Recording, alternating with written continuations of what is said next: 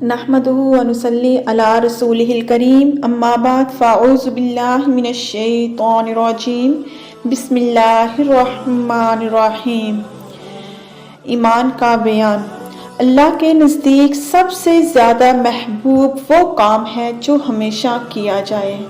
محمد بن مسنہ یحییٰ حشام حضرت عائشہ رضی اللہ تعالی عنہا کہتی ہیں کہ نبی صلی اللہ علیہ وآلہ وسلم ایک مرتبہ ان کے پاس آئے اور ان کے پاس اس وقت کوئی عورت بیٹھی ہوئی تھی۔